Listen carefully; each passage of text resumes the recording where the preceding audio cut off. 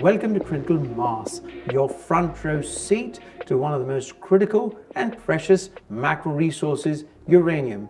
Joining us today is Ashutosh Shastri, Master Fueler of the Worshipful Company of Fuellers and founder of Enestrat Consulting.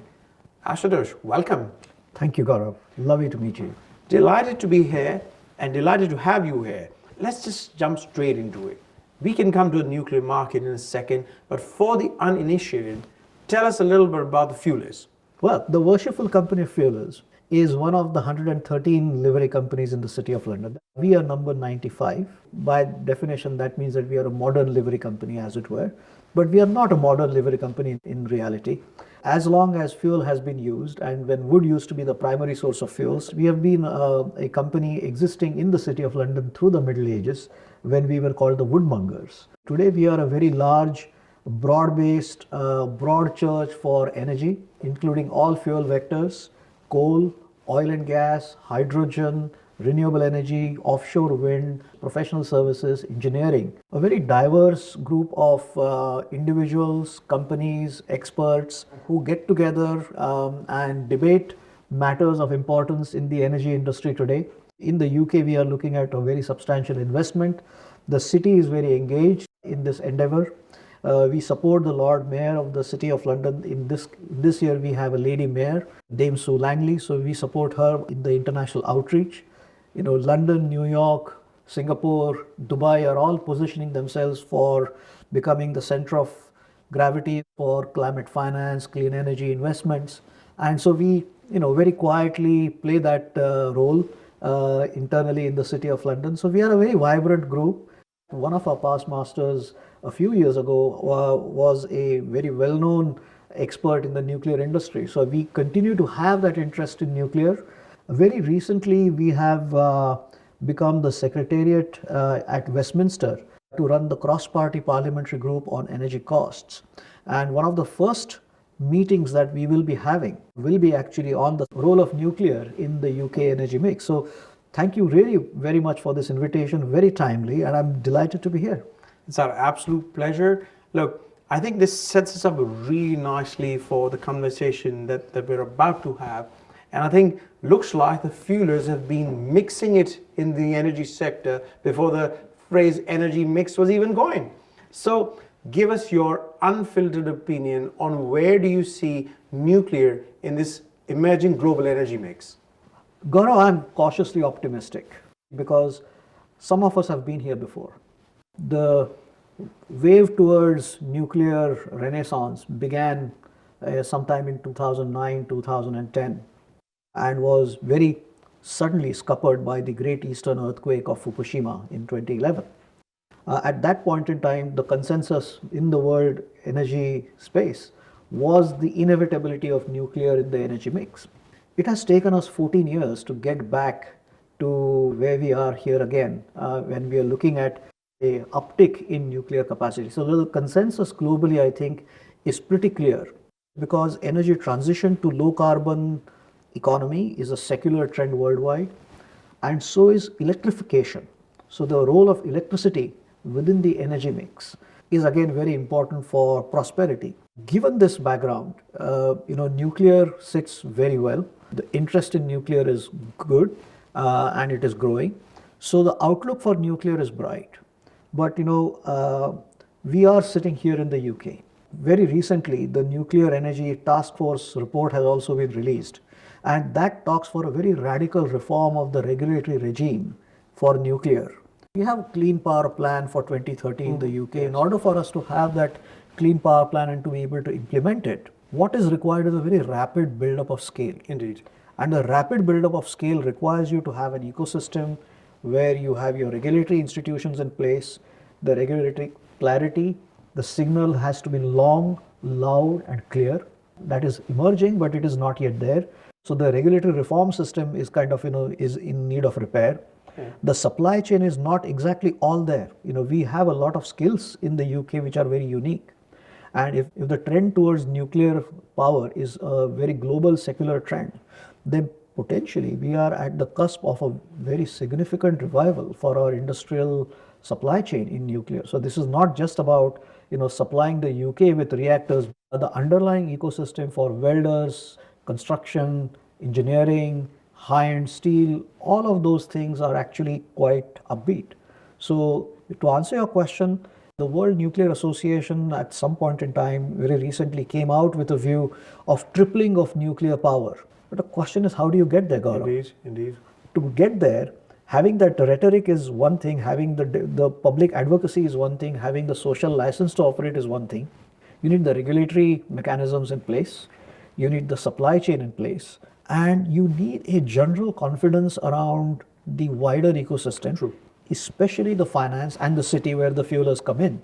So there are 3 or 4 things that need to happen all together. Now at the moment they are happening, but will they continue to happen? That is where my caution comes in. So I remain optimistic, even if we are not able to achieve the tripling that the institutions are aiming at. It would definitely be a very substantial jump up. So the rate of growth of gigawatts added per year would be an important metric to look at as we go for the next 5 to 10 years. We talk about higher calls on power demand. The world's population is growing. There's a proliferation of data centers and AI. This is only going to grow. This is a one-way street.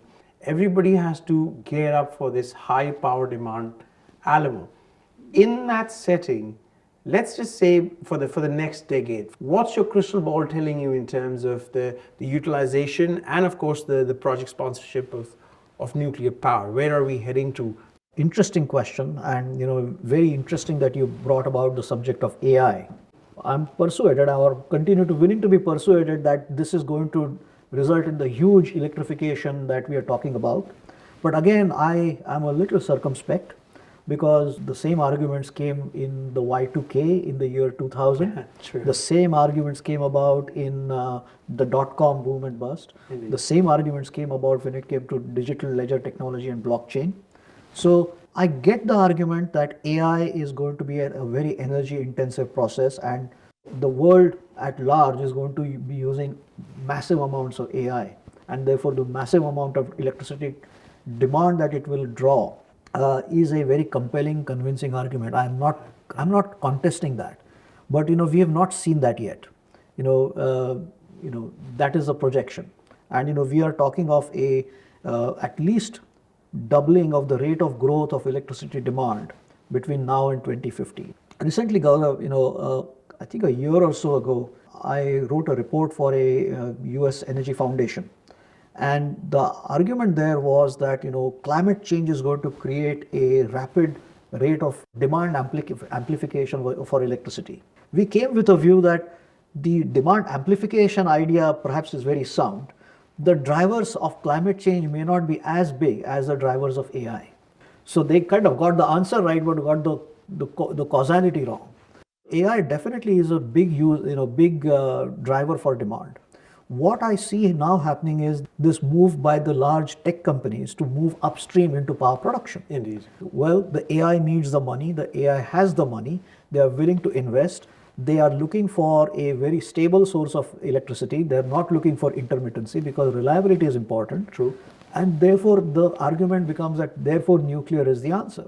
Now, nuclear is the answer is great, but then the AI community may not have the kind of influence on the regulation to make nuclear possible in the time span they want to make it happen.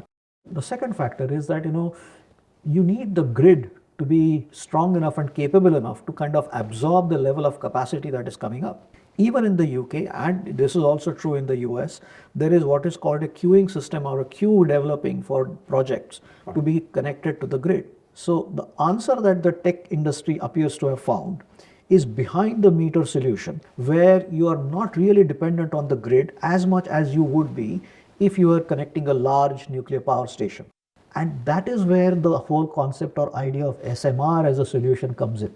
While in itself is an excellent development and is moving forward, I think the interest and the narrative that building that we begin to see around SMR is driven by these multiple factors. If we see this wider dynamic which you've described so eloquently, we come to the conclusion that there's been some good publicity around SMRs. Yes. Let's Yes, not kid yes, ourselves. yes. It has been. Then you bring all the other solutions to bear, and let's not forget the major plants. Yes. You know, they are the bankable mainstays of the nuclear power industry. Correct. Right. There are other microgrid solutions. There are SMRs. There's major plants. If we then expand this viewing horizon all the way up to mid-century, to 2050, how are we in a phased manner going to take the nuclear industry forward? It's not all going to be SMRs. They might get some good press, but the big plants are the ones that are going to drive it. It's probably going to be a mix of three, Gaurav, not even two. Because, yes, fusion is a industry always going to happen in the next 20 years and has been so for the last 60 years. But there are some real big breakthroughs coming through in the fusion system. In this country, fusion is not to be taken lightly. The underpinning to large fission reactors, which are the large reactors, SMR, which are the smaller reactors, and the fusion, is the supply chain and the engineering. And that supply chain engineering is a commonality. So that industry should be given the chance to develop, say, irrespective of whichever these three options Yes. takes off. They need to have that long, loud and clear signal that, guys, start investing and prepare for this. Now, coming to the debate between large plants versus SMR, we've recently had the Wilfar decision, which we've seen a lot of press coverage about, including some very overt public diplomacy by the United States ambassador here in the UK. The good reason for that is that the industry today needs proven, capable, scalable solutions. And those proven, capable, scalable criteria is being met very well by the large reactors. In the US, there is a view also about large reactors for the simple reason that whether you are sanctioning a SMR or whether you are sanctioning a large reactor, the amount of time it takes to go through the regulatory hoops is more or less the same. Indeed. Secondly, the recent history of the large reactors coming to commerciality has not been great. Hinkley Point has gone into cost overruns. The Finnish reactor Olkiluoto has also had problems. In the wider ecosystem within the global supply chain, there are new actors coming who have delivered good projects. Koreans have developed the Middle Eastern projects, reasonably competitively. They are now looking for expanding into the European market. So there is the churn happening, and in terms of how this global pie is going to be divided going forward as well. So that market share dynamic is playing out in the supply side of things. What is your reading of the demand for uranium? And of course, what are you hearing from fellow fuelers? The overall trend towards greater electrification, and within the greater electrification, greater nuclearization would suggest a uptick in the price and the demand. And the answer is again not straightforward. Governments around the world who do not yet have nuclear establishment, how are they thinking in terms of civilian nuclear power? They do not think in terms of supply chain, building it bit by bit. Indeed. If you have a country such as Egypt, for example, or Indonesia, who are going through the regulatory process right now to incorporate nuclear into their systems, it is government to government bilateral contracts. This is a highly geopolitical industry. The fuel supply space is kind of again divvied up against within the major suppliers of the technologies. It's an integrated technology solution that countries are vying for. So when a new country comes on board, there are the Americans, there are the Russians, there are the French, there are the Canadians who are eyeing that market and who are providing them solutions, saying this is what it is going to cost you at your wholesale Indeed. price in the market. Right. Kazakhstan, for example, is a very interesting example where they historically have been the suppliers of uranium, and they are now talking and they have moved forward with what is called a global uranium bank. So which means that harmonization of uranium supply with a uranium banking facility will probably come at the wholesale level. All of these are very interesting developments against the backdrop of the price of uranium, which is a published price in the global market. So this is where the world of commodities and the geopolitics actually collide. You look at the various digital trading mechanisms, then you look at the uranium market, which was a closed industry.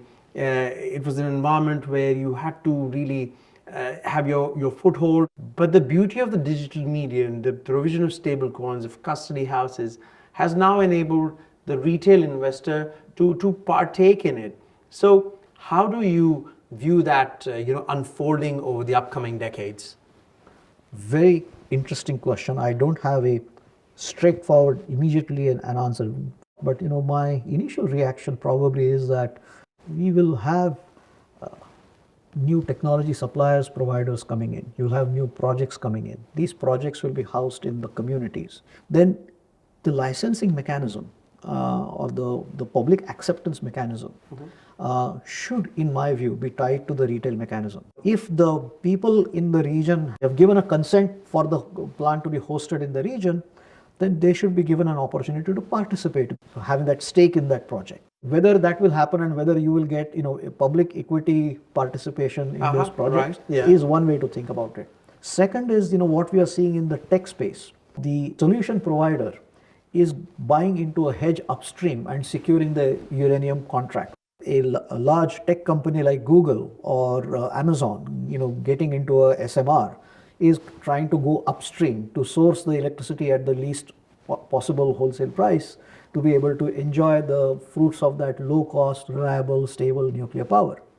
So an Amazon investing in nuclear should give some confidence to the retail investors. And then you mentioned the DLT or the ledger technology. So this is again not a new concept in the electricity world. For example, if you are having a wind farm in the UK or a solar project in the UK, then the projects here get what is called renewable energy guarantees of origin. So you can trace the electron that is coming from the wind turbine or the solar plant or the nuclear plant all the way to the transmission system, all the way to the end user. Because of the traceability being established, it could lend itself for retail participation with a stable coin or a Bitcoin. So that is where I think that interaction might come across. Now, whether it will happen, I don't know, but the logic seems impeccable. Ashutosh, it's been an absolute pleasure having you here and listening to your insights. We're richer from it. Many, many thanks for your time. Thank you. That was Ashutosh Shastri, Master Fueler at the Worshipful Company of Fuellers and founder of Enostrat Consulting. See you sometime, somewhere, very soon on Critical Mass.